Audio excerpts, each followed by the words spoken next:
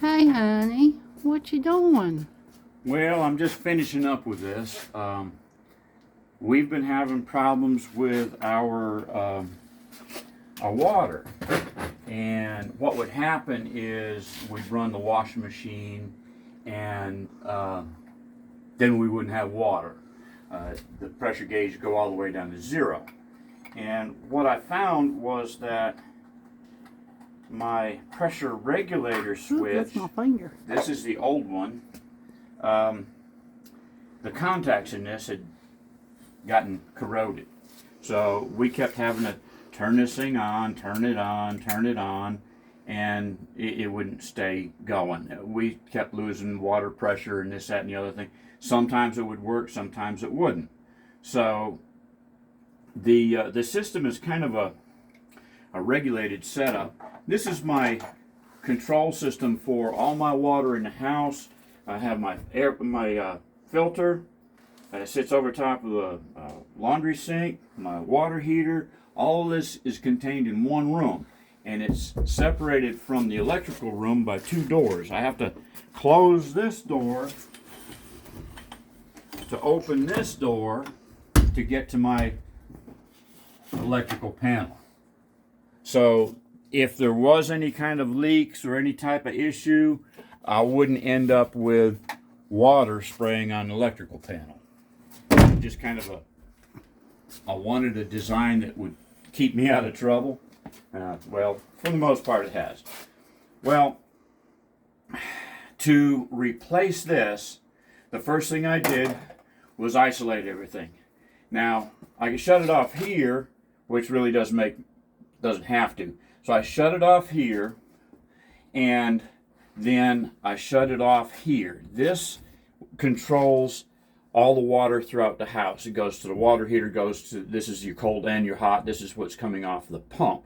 So I closed this off so I wouldn't have more water to empty. I had to empty the pressure out of the tank and everything, release pressure off the system, drain the water off so I could take this off, because it takes the pressure from the water and tells the switch when to start and stop the pump.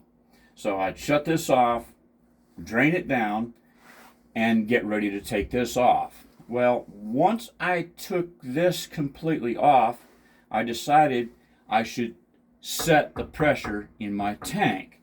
Now it says on the tank that the tank is 2 psi below pump startup pressure. The pump startup pressure is supposed to be 40. So I set this at 38 psi. It's got a little valve stem at the top, and you add pressure to it. Well, I've been doing this on a regular basis, just trying to get this regulated and find out what was going on before I actually noticed that my points were messed up. So I had a pressure gauge on here that was, it would read up to 65 psi and 45 psi. Come to find out, what I was using to measure my pressure up here was just one of those little tiny cheap 99-cent pressure gauges, like what you use on your car tires to find out, check your pressure.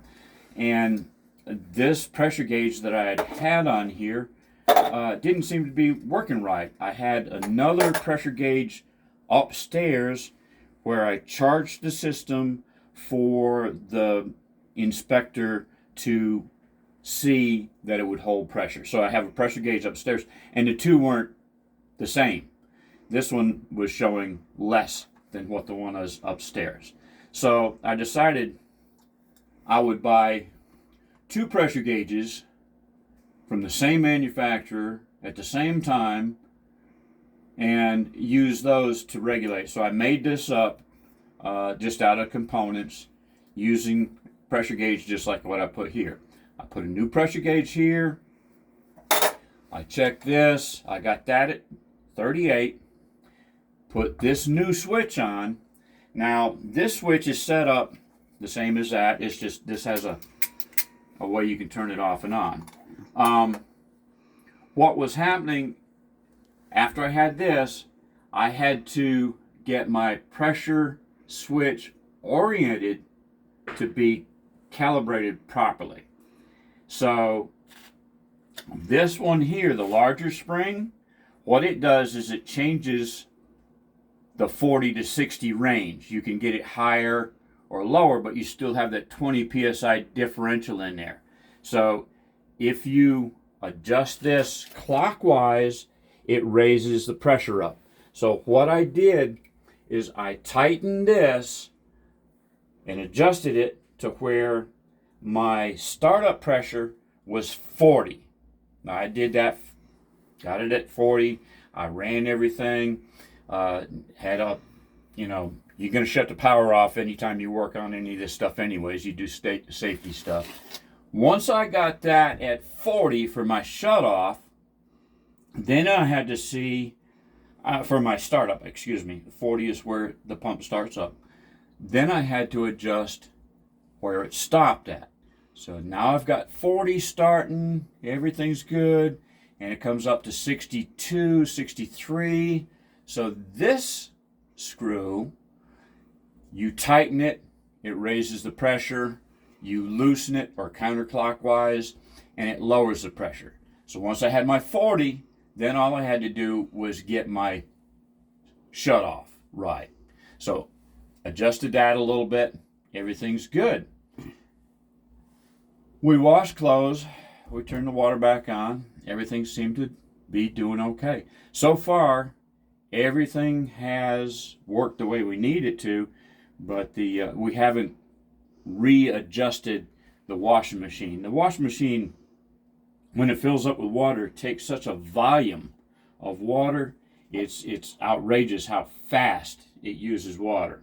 So I had it throttled down. My shut-off valves for the washing machine, I tightened them down so that they weren't full flow. I think today we're going to check and see if we can't do a full flow on that.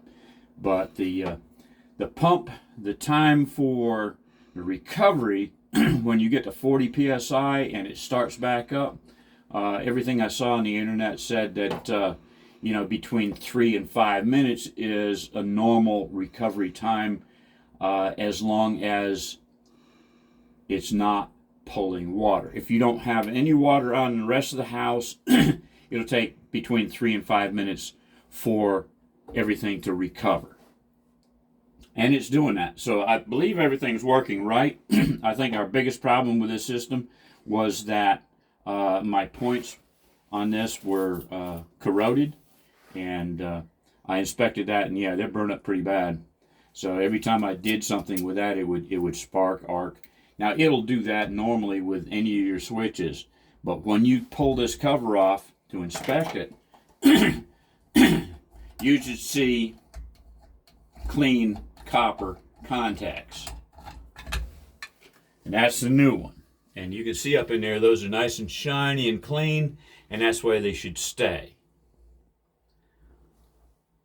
So when this pressure gets down, I can either drain it from here, or I can just use the spigot. Now watch the 40. Once it gets down to 40, she'll kick in, you'll see it spark, and that's what it should be set at. It should kick on. There you go. It just started it up. Now, with it not drawing any water, it should take 3 to 5 minutes to fill. Depending upon how much water usage, you can see that pump is maintaining, but not overcoming. It'll stay at that 40 psi while it's pulling water for whatever purpose. If it comes down below that 40 psi, your pump is still running, you're still getting water, but your pressure will drop. If you feel like you need more pressure, you can always change this from the 40, 60 to 45 to 65. That's adjustable. But I would go by whatever Yeah, the switch these recommendation are the recommended pressures, and recommended on the inside of this. All of this has got, these have all got information in them. This one says turn nut number 1, which is the big one, clockwise to raise on-off pressure. And So what's the name of this? This is your pump control switch. But is it not got a name, a maker? Oh, this is American Granby. Okay. And the one that I took off was a Square D pump troll. But it's a simple little mechanism. When this is wired up, your wire is coming from the breaker panel.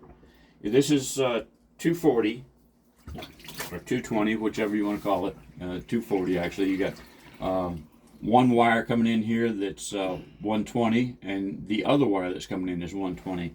So these are the two wires. This one and this one. This one and this one are my two hot wires coming from the breaker. Now, as long as one of these wires is on this side and one of these wires is on that side, it doesn't matter what the orientation is, okay? Because your switch is just going from one to the other. It's just going, so you're continuing, this is 120, and then this is 120. That's what makes up your 240 in your system. So it doesn't matter which one, as long as that closes, you're getting electricity through that switch. But use an electrician. Who?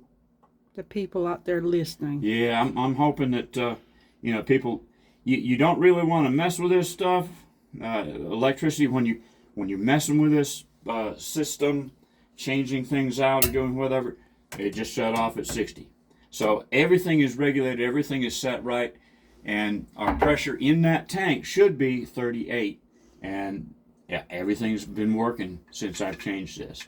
But I was having issues with pressure gauges that weren't calibrated properly, and I wasn't using a good quality pressure gauge to check my tank pressure.